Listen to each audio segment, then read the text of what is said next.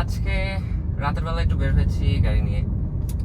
মূলত আসলে একটু একটা কাজে বের হয়েছিলাম। অনেকদিন ধরেই বিজনেস করার কিছু মানে আইডিয়াস মাথার মধ্যে গিজিজ করছে। কেউ কেউ আমাকে বললো যে গোপ্রো কিনে ফেল, বাইকের সাথে লাগিয়ে মোটর ব্লগিং শুরু করে দে, এটা একটা ভালো হয়, যেমন একটা কমিউনিটি বিল্ড আপ তৈরি হয় হয়, আর তারপরে হচ্ছে গিয়ে স্পন্সরশিপ পাওয়া যায়। বাংলাদেশে আসলে মোটর ব্লগিং বলি কিংবা এই ধরনের ব্লগিং বলি, আসলে আলটিমেটলি যে ট্রাভেল ভিডিও কিংবা ফুড ব্লগিং, একটা সময়ে যে স্পন্সর বেসড হয়ে যেতে হয় বা প্রোডাক্ট প্লেসমেন্ট করা লাগে। কারণ হচ্ছে আপনি একটা জিনিস একটা মানুষ দেখায় ফেলছে, আপনি কতক্ষণ দেখাবেন, মানে কয়জনকে দেখাবেন। কক্সবাজার যদি ধরি, সে ফর এক্সাম্পল, কক্সবাজার মানুষজন দেখায় ফেলছে। দুপুরবেলা হচ্ছে চকবাজারের দিকে, আমি কোনো ভিডিও টিডিও করি নাই, চকবাজারের ওদিকে গিয়েছিলাম। চকবাজারে গিয়ে দেখলাম যে ওখানে ভ্যারাইটিস অফ প্রোডাক্টস আছে, যেগুলো হচ্ছে ভ্যানে কিংবা ছোটখাটো দোকানে একটু ব্যাকওয়ার্ড এরিয়ায় বা যেসব জায়গায় নিম্ন মধ্যবিত্ত কিংবা নিম্ন বৃত্তের মানুষজন থাকে, তো ওই ধরনের মানুষজনদের জন্য দোকানপাট ওই জায়গাটা। তো মাথায় ফুড কার্টের বিজনেস মাথায় গিজগিজ করতেছে যে ফুড কার্ট দেওয়া যায় কিনা। আবার মনে হলো যে ফুড কার্ট দেওয়ার আগে একটু ফুড পান্ডায় হোম ডেলিভারি বা হোম কিচেন হিসেবে একটু শুরু করে দেখা যাক যে সেটা পারি কিনা। হাতির ঝিলে রাতের বেলা এভাবে উল্টা উল্টা সিএনজি অনেক আসে এবং এই বাইকগুলো আসে।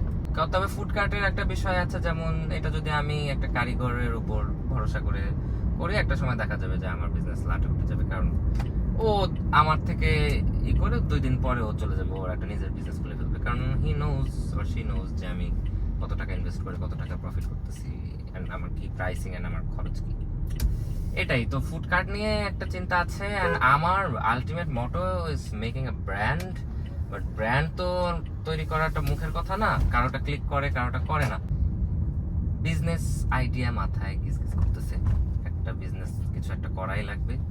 কারণ মানুষের বয়স যেমন থেমে থাকে না, মানুষের মৃত্যু, মানুষের চিকিৎসা, মানুষের বিপদ আপদ সবকিছু না বলে আসে, কিছু বলে আসে। যেমন একটা উদাহরণ দিয়ে একটা মজার গল্প বলে আজকের ভিডিওটা শেষ করি।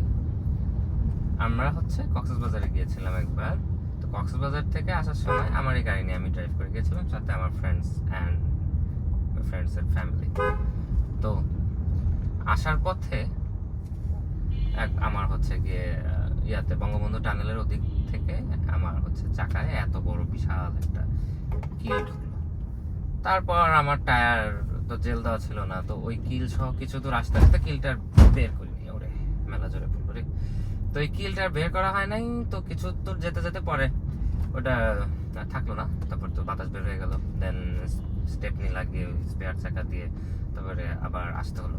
এই যেটা বিপদ, কারণ টায়ার আমার এক্সট্রা স্পেয়ার চাকা ছিল, তো সেটা না হয় ছিল, যদি না থাকতো তাহলে আমার রাত্রে 2টা-3টার সময় আমি কি করতাম।